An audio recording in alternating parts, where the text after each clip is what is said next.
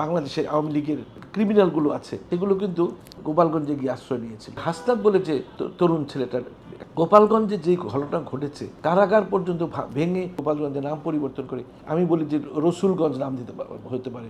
যে গোপালগঞ্জ কি বাংলাদেশের একটা জেলা না? 64 জেলার মধ্যে একটি জেলা হচ্ছে গোপালগঞ্জ। আমার মনে আছে, আমি মুক্তিযুদ্ধের সঙ্গে সরাসরি জড়িত।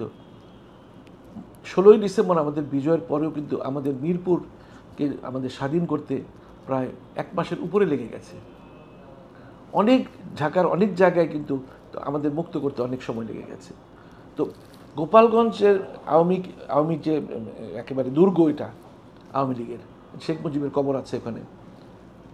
তো সেখানে কেন এটা একেবারে, যেমন বগুড়া শহীদ জিয়ার জন্মস্থান, বিএনপির ঘাঁটি ছিল, আওয়ামী লীগ এটা ওখানে রাজনীতি করেনি। ফেনী বেগম খালেদা জিয়ার জন্মস্থান, ফেনী থেকে আওয়ামী লীগ রাজনীতি করেনি। তো গোপালগঞ্জে কি গোপালগঞ্জকে হাসিনার বাপদাদার সম্পত্তি, আওয়ামী লীগের বাপদাদার সম্পত্তি? এটা বাংলাদেশের একটা জেলা।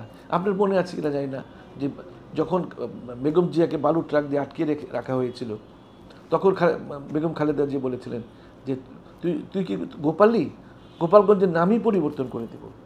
এটা সবাই দেখেছে, এখনও মাঝে মাঝে সামাজিক যোগাযোগ মাধ্যমে দেশনেত্রী খালেদা জিয়ার এই বক্তব্যটা প্রচারিত হয়।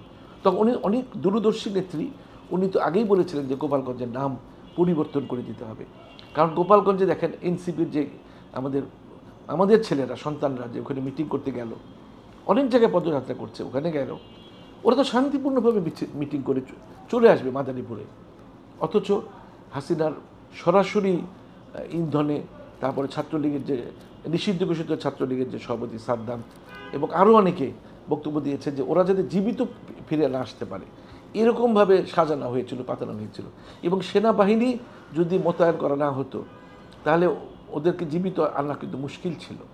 তারপর ওরা সাহস করেছে, একেবারে শেখ হাসিনা শেখ মুজিবের দুর্গে গিয়ে তারা বক্তব্য রেখেছে যে মুজিববাদ মুর্দাবাদ। এটা আমি বলবো চরম সাহসিকতা দেখিয়েছে।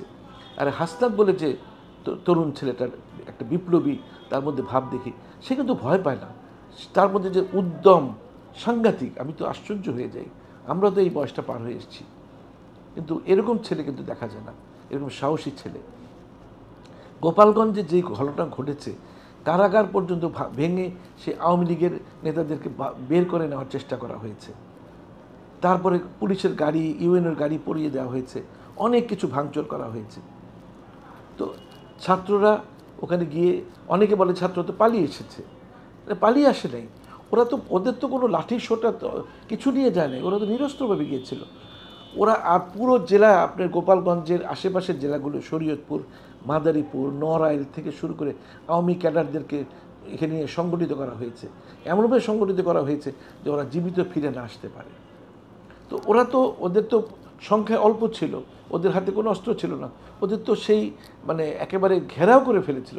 ওদের তো বেঁচে আসতে হবে, জীবন দিলে তো আর হবে না। এই বিপ্লবী তরুণদের যদি আমরা ওদিন হারিয়ে ফেলতাম তাহলে কি হতো? আওয়ামী লীগ তো আবার পুনরুজ্জীবিত হয়ে যেত। ওদেরকে কে ঠেকাতো?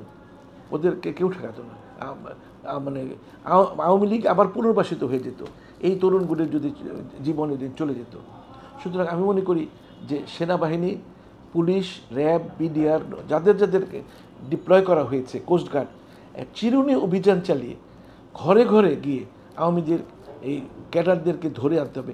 আপনি আরেকটা জিনিস রাখবেন যে অনেকে বাংলাদেশের আওয়ামী লীগের যে ক্রিমিনালগুলো আছে সেগুলো কিন্তু আপনার গোপালগঞ্জে গিয়ে আশ্রয় নিয়ে আছে এখনও। কেন? ওটাকে ওরা মনে করে ওদের জেলা, ওরা স্বাধীন। তো এরকম ডোর টু ডোর গিয়ে ওদেরকে ধরে আনতে হবে। ধরে এনে দরকার হলে গোপালগঞ্জের বেগম জিয়ার কথায় বলি, গোপালগঞ্জের নাম পরিবর্তন করে, অনেকে অনেক নাম বলেছে, কেউ বলেছে ইসলামাবাদ, আমি বলি যে রসুলগঞ্জ নাম হতে পারে, এরকম অনেক কিছু দেওয়া যেতে পারে। এটা পরিবর্তন করতে হবে। আবার অনেকে বলেছে যে গোপালগঞ্জটাকে ভেঙে দিয়ে বিভিন্ন জেলার সঙ্গে মার্চ করে দিতে, মুকসেদপুর, কাশিয়ানী, এগুলোকে নড়াইলে, যশোরে, খুলনায় এগুলোকে ভাগ করে দিতে হবে। অর্থাৎ গোপালগঞ্জ বলেই কিছু থাকবে না। 64টি জেলার মধ্যে 63টি জেলা হচ্ছে, গোপালগঞ্জকে মাইনাস করে ভৈরবকে জেলা করে দিন, তাহলে তো 64টি জেলা হচ্ছে। ভৈরববাসীর অনেক দিনের আবদার যে ভৈরব একটা আলাদা জেলা হবে, তো সেই আবদারটা পূরণ করে দিন। তাহলে আমার মনে হয় সব দিক দিয়ে বাংলাদেশ এইভাবে তো চলতে পারে না। এই যে আওয়ামী দুঃশাসনের হাত থেকে দেশকে বাঁচাতে হবে, এর জন্য এই যে আমাদের ছাত্রদেরকে দুই তিনটি লোক ফেসবুকে তারপরে ইউটিউবে দেয়, যেমন পান্না বলে একটা লোক আছে 21 টিভি, সে ছাত্রদের পিছনে এবং ডক্টর ইউনূসের পিছনে লেগেই আছে। মাসুদ কামাল বলে একটি লোক আছে, অবিরাম সে যাকে বলা হয় কথা কামাল, অবিরাম ছাত্রদের পিছনে এবং ডক্টর মোহাম্মদ ইউনূসের মতো একজন বিশ্বখ্যাত নেতার পিছনে সে লেগেই আছে। এরকম আরও কয়েকজন মানে আছে, ছিটকে আছে, যারা সবসময় ইউটিউবে এগুলি ছাড়ছে। আমি মনে করি একটু কঠোর হইতে হবে স্যারকে, কঠোর হয়ে এগুলো যে ইনফরমেশন যে অ্যাডভাইজার আছে তাদেরকে একটু কঠোর হয়ে এগুলোকে বন্ধ করতে হবে। কারণ এত ছাড় দেওয়া যাবে না, এত মানে গণতন্ত্র দেওয়া যাবে না। কারণ বুঝতে হবে যে এরা হলো একটা বিস্ফোরা।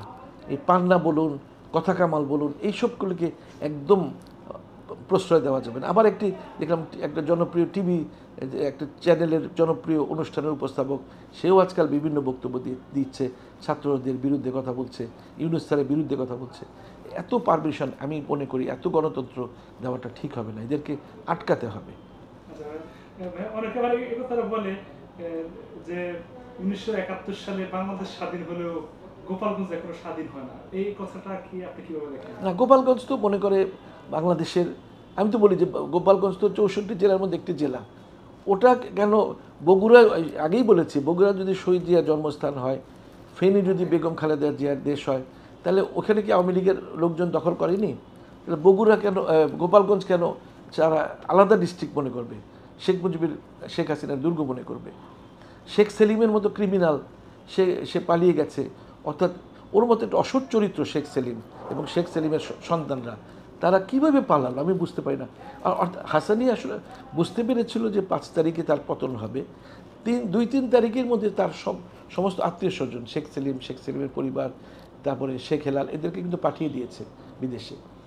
তো আসলে মানুষ এখন এদের ধরে এনে বিচার করতে চায়, কারণ এরা যেই দুঃশাসন, যেই লুটপাট যা করে গেছে, বাংলাদেশকে যে ধ্বংস স্তূপে পরিণত করে দিয়ে গেছে, এদেরকে উপযুক্ত বিচারের আওতায় এনে আমার মনে হয় দেশটাকে আবার পুনর্গঠন করতে হবে।